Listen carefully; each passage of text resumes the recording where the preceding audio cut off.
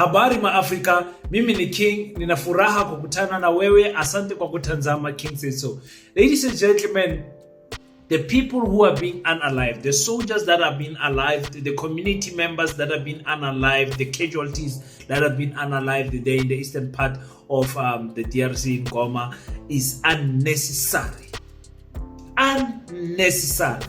You know, and I want to cover this video of our former president Thabo Mbheki, who said, listen, you don't solve this problem there in the DRC with arms.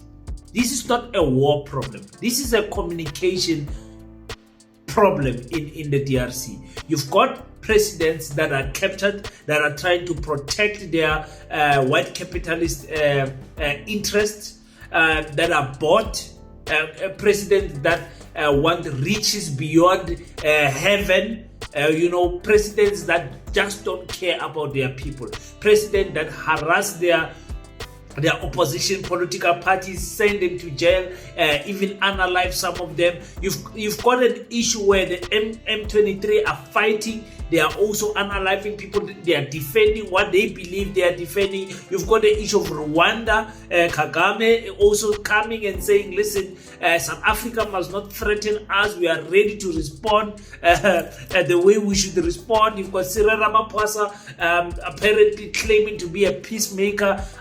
Nobody is speaking about the people on the ground. So I'm happy with what Thabo Mbheki said. This issue is not an issue that can be solved with with the firearms. Now I want to bring some light to some of you who are not from the DRC, who don't know where is Goma and all of those things. You don't know where these places are. I just want to bring a map and show you guys where exactly this action is taking place. And speak about those type of things. Maybe you guys will have a better understanding of geographical placement of where these places are. Let's talk about the war in the eastern part of the DRC and much more.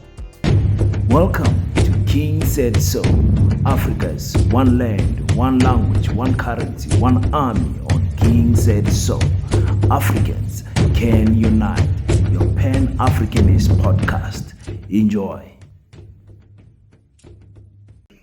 Peace in Pan-Africanism to all my African brothers and sisters from all around the world. Welcome back to King Said So. I'm your host, Kgamane Zinjiva Sono, and we're back at it again with another one. And this time around, we're going to the DRC, the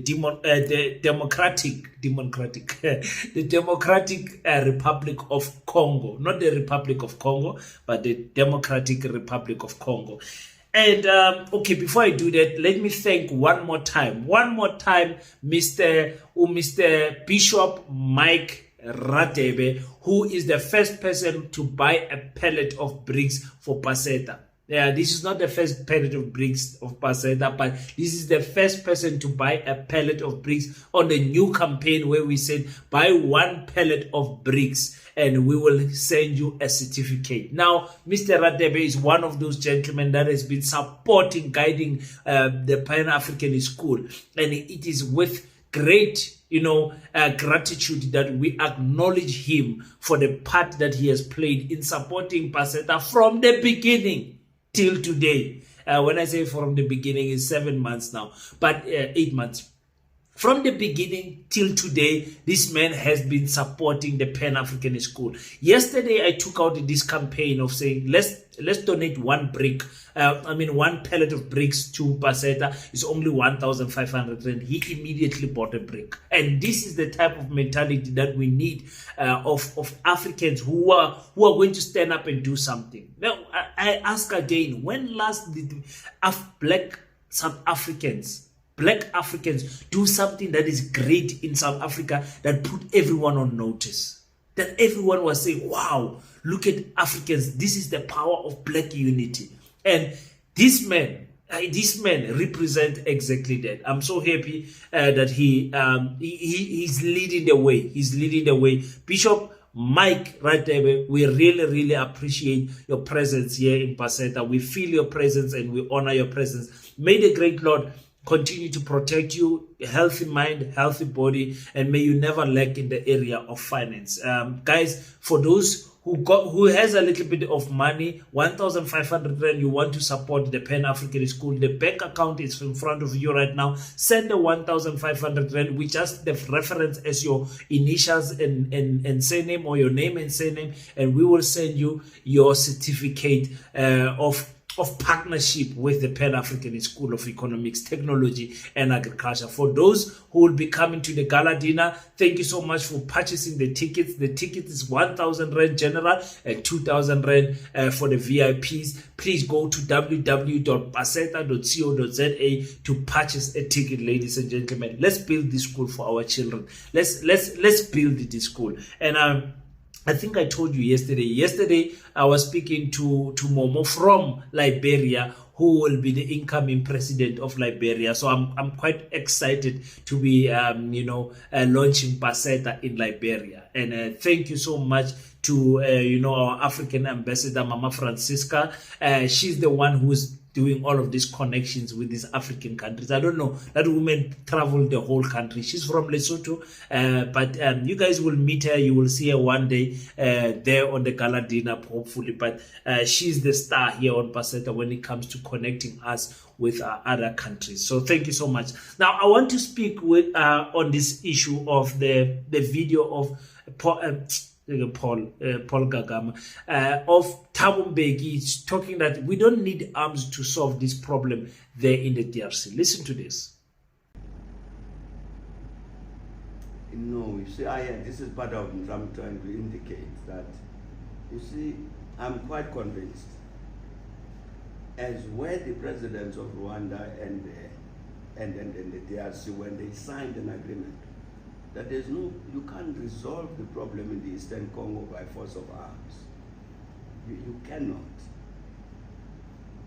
You can send in troops there and people will die, but it will not solve the problem. So I'm very, very sorry to hear this thing that these people have died from South Africa and other African countries. It really is very important, and that's what I would say if I was asked. Let's disengage the forces. They are there already, okay. Let's at least disengage them so there's no possibility of clashing. Because the clashing which is going to result in people dying for no reason. Just to separate them so they're far from each other, and then work to find this political solution.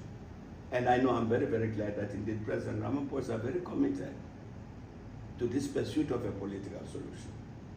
And it certainly assured me about that. Very, very committed to finding a political solution. I think that's very, very important. But I think any situation which results in the deaths that you've mentioned should avoid that. It's unnecessary. We're wasting people's lives for no reason. Now, if you are like me, you are not from the DRC, you don't know anything about the DRC, you don't know where these places are, you don't understand exactly where the M23 is and everything. In fact, let me move. I want to put the map right here so that you guys can see what are we talking about when we say the Democratic Republic of Congo. Different from the Republic of Congo. You guys remember Congo split into two. So there's two Congos. You guys remember that. But I want to show you guys Congo. I want to show you guys where this Goma is. It's a city. A big city for that matter. Not a small city. Guys, Goma has got a population of 2 million people. Imagine. This is where people are shooting and fighting and everything. 2 million people. That is almost the population of Botswana. That is almost the population of Lesotho. You know, that's almost the population of Namibia. You know, it's crazy to think about what is going on there.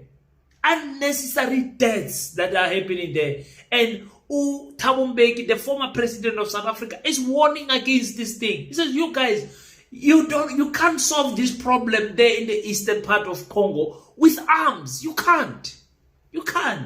And for me, it's like, Ivan, our African leaders never see, they never disappoint when it comes to being selfish. Why must people be unalived? It's so unnecessary. Now we're having a situation where Cyril Ramaphosa and Kgamane is exchanging words. Paul, the former soldier, by the way, Paul is a former soldier, proper soldier of Rwanda. Now you find a situation where these two countries are threatening each other. And I was speaking to Mama Francisca. He said, listen, Rwandan army is very strong. Rwandan army, the president understands war. He's a person that understands war. He's been through wars himself, so he understands war. That's why he does not fear the army of South Africa. Well, the army of South Africa is much bigger than the Rwandan army. I think, I'm going to get this wrong. I think South Africa's army is number 3 to obviously Egypt and Libya. Okay, I'll post it here. I'm sure I'm gonna mess it up. But I know we're in the top 3 in Africa when it comes to the strength of our army. South Africa's got a very strong army. But the distance makes it difficult now because the distance from South Africa to Rwanda, it's crazy. Now, why would we be fighting our what is it that we'll be fighting our Rwandan brothers and sisters for? What is it that we can gain? What is it they will gain from fighting South Africa? What is it? Name one thing that they will gain to say, okay, we beat South Africa, this is what we gained. What is it that they will gain? Because the only thing that is going to happen is that other countries are going to take sides. You're going to find Burundi and Uganda and Rwanda taking sides, and maybe Tanzania also, who knows, fighting against South Africa. South Africa will have Botswana and Zambia. Zimbabwe. Then there's this big army that is fight war that is unnecessary. That is been started because of what is happening there with the M23. Now, let me go back. Let me not lose track. I wanted to show you guys where Goma is, so that you guys can see where exactly this place is, and it's big. You guys don't understand what is big. 2 million people. 2 million people. It's more than the Northern Cape in South Africa. It's big, guys. It's big. I cannot imagine how those people there are living with all of these guns. And remember, it is the same people of Goma who celebrated the M23 when the M23 took over that place. Now that place is far from the capital city of Kenya. Of the DRC, but I don't know how they're gonna get there, because they say they're going to the capital city. That is the other side of the country. It's crazy. But if the DRC, okay, first of all, Burundi, no, Rwanda are small countries. I should have checked their population, actually. Are small countries. Maybe, and I don't want to speak for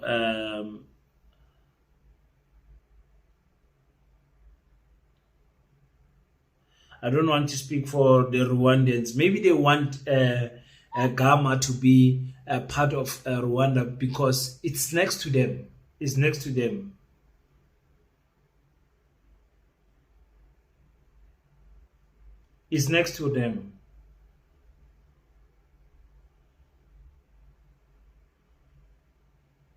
Let me just check what is the population of Rwanda. Where are they sitting on the population count? Let me just check, because that is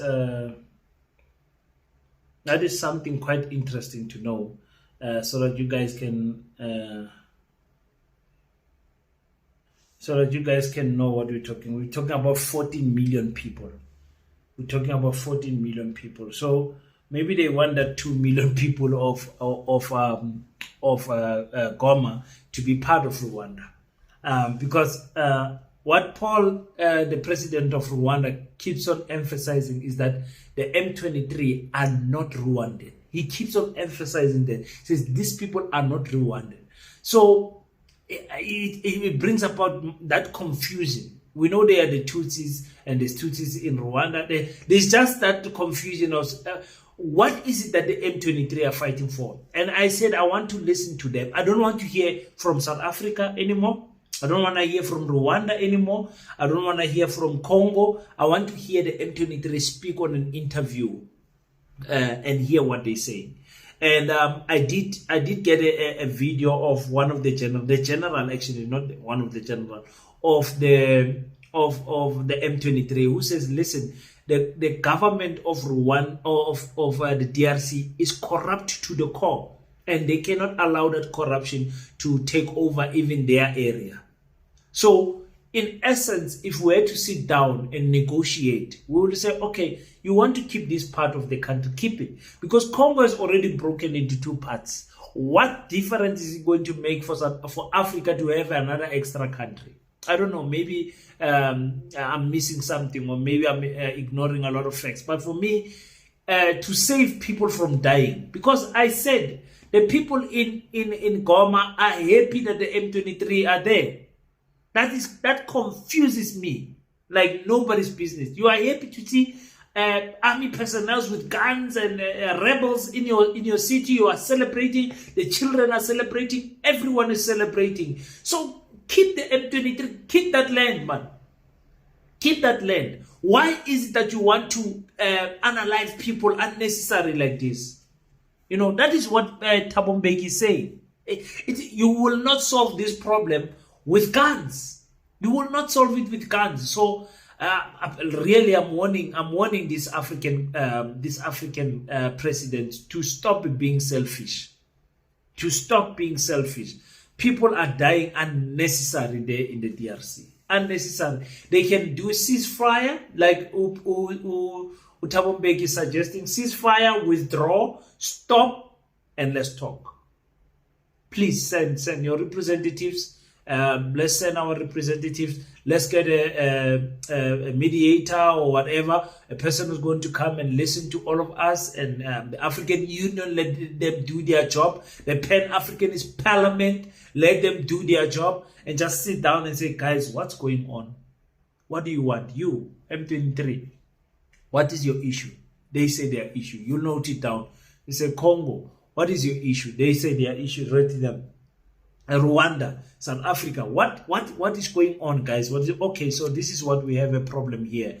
Gentlemen, you take the problems of these other countries, go and think about it throughout the night. They have presented their problems. This is their problems, and this is their expectations. Go and think about it overnight. Can we come back tomorrow with a clearer mind, and let's hear what you guys are suggesting? And the other one comes and, no, we can't have this. Yes, you can take that part, but you can't take this part. Yes, you can. You know, negotiations take place. Unlike African people, children, mothers, soldiers dying here in Africa for nothing. There is no need, Africans, for us to fight each other. Absolutely no need. No need whatsoever. So I'm disappointed that I'm disappointed in the president of the DRC. I'm disappointed with their greediness for money and everything. And I'm not saying that what the M23 is doing is right and everything. Like I said, we're getting half stories. We don't know what to believe anymore. But immediately when I saw the Goma people celebrating the M23 coming to their place, I got confused like nobody's business. We don't need to threaten each other. Rwanda, you don't need to threaten us. We love you. You're African brothers. And there's no need for us to fight. There's nothing that South Africa actually gains from that DRC war, unless some presidents have got in-house, hands in the cookie jar, working with these international people, the settlers and all of those things. Unless that happens, maybe we don't know if they've got mine interests there in that country. But us as the civilians of South Africa, we've got absolutely nothing to gain there in Congo. We would love to see the people of Congo live in peace, live in harmony, and live in a democratic, like their name suggests, a democratic Republic of Congo, where freedom of speech is allowed and a choice of political orientation is also allowed. Not when you are in opposition, you get jailed, you get all of those nonsense must stop. So that is my take. We'll be covering this issue of Congo, and I think every week until something comes there. So that is my contribution this week. I hope you guys are enjoying your Sunday. Listen, yesterday I was yesterday the 1st of February, I was at a masterclass. I usually attend these master classes because I like to be I like my mind to be sharpened by people who are, number one, richer than me, number two, who have went further than me, number three, who just know more than me, more educated, more everything. I like sitting down and listening to these people and say, how are you getting it done? And I want to say, I was with Coach Cheslin, who is based here in South Africa, but he invited a former friend of mine. I don't want to say a former friend, my former best friend, but time and space separated us. Some of you might know him, who is Coach TJ Tapelo Jonas. Now, this guy blew my mind. It's been years, but almost 15 years since I saw him, and the way he blew my mind is crazy. I wish I can share some of the clips. In fact, let me just play with, I'm not allowed to do this, but let me just play out with just 5 minutes of his clip. And I want to encourage you guys, whenever you see a masterclass, financial workshop, whatever it is, something that you want to do, no matter how much it is, because they're expensive, these things, 350, 400, 500, 1,500, whatever. Go and attend those things. They're going to change your mind. I'm renewed like nobody's business. So I like what TJ is doing. And Cheslin is doing. I love what those young men like myself are doing. I'm so happy. Young, married, disciplined, successful business, millionaires. So you go and sit down and shut your mouth. It's not time for paseta or anything. You go sit down and humble yourself in front of these great men who are going to teach you something. So just 5 minutes. Allow me. This is something, I'm not paid to do this, to promote this guy, but I'm telling you, this guy, he did it for me. Until we meet again, don't forget to pray. But after you pray, stand up, African child. Do your best so that God can do the rest. Peace in Pan-Africanism. I salute you. Online can actually just see this as well. You have to understand how you were conditioned for you to be able to recondition yourself. There are 4 things you must understand, and this is very, very important. When money is concerned, you were conditioned about money. You were conditioned. And your conditioning came from your parents, it came from your teachers, it came from your pastors, it came from your environment. But you must understand how you were conditioned for you to be able to recondition yourself. And if you don't understand that, you will never understand why your income is never broken a certain ceiling. You know the people that have never made 100,000 rand a month? You know that there are people that will never make 100,000 rand a month, not because they are capable of making 100,000 rand a month, but what happens is their conditioning has never gone beyond that 10,000 rand they make every month.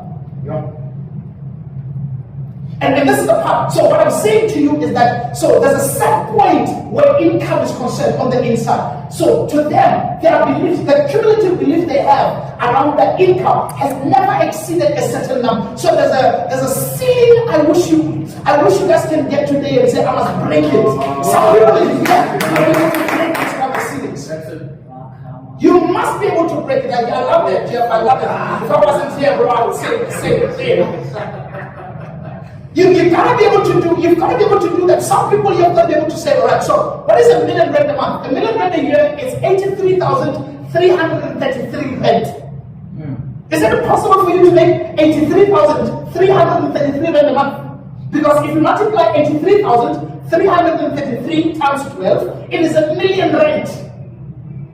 3 million rents a year. It's literally, if I take 250,000, multiply that by 12, you've got 3 million. Is it not? Why is it difficult for you to make that? My biggest thing in 2025. In 2025, I'm making 250,000 a month. In 2025, I'm making 83,000. So your employer only gives you what? Only gives you 40,000 rand. So who's going to give me another 43,000 rand? Right? What's going to give me another 43,000 rand? Now, this is what I'm doing. My goal is set. My victory condition is I'm making 83,000. As long as I'm not making that amount of money, I am not there yet. So anything else that does not help me to get there, I don't want it. I want to make this amount of money every single year. How do I do that? And let me tell you this particular story. It's very, very important. So, like many of you guys, I've got an 8 to 5. I just have the privilege of being part of that company. I own it, but I work as well in the morning. Like Pastor Cheslin, we've got companies. So I earn from that particular company. I took the money from that particular company and said, okay, so I'm now getting money. Now let me go buy one asset. Let me basically go buy a property, right? I went and I bought property, I leveraged it, and the rent that came from there enabled me to be able to cover my costs over there and make a little bit of cash flow or profit. And I realized that this I can do because I've now deferred or given the obligation to a tenant. I said, okay, let me also do exactly the same thing. So those of you guys that follow me online will know. From 2020, I was buying property every 120 days. I basically bought one property every 120 days. Now, the reason I'm telling you this, I realized that these are assets I need to do. So now, I realized that, okay, so I'm going to work and I'm coming back from work. So I go into o'clock, I'm at work, at 5, I'm back. But now that's a problem because I'm not rich. Why do I do things that rich people do? So I said, okay, now I started my coaching company. Made to Win Academy became a coaching company. Some of these guys came from that particular program. We've got about 120 people in there that pay on average every single month 750. So I created close to 70,000 rand a month business by working from 8 to 11. So now the philosophy changed. I don't go to work and come back from work. I go to work and come back to work. I'll explain it again. I don't go to work and come back from work. I go to work and come back to work. So now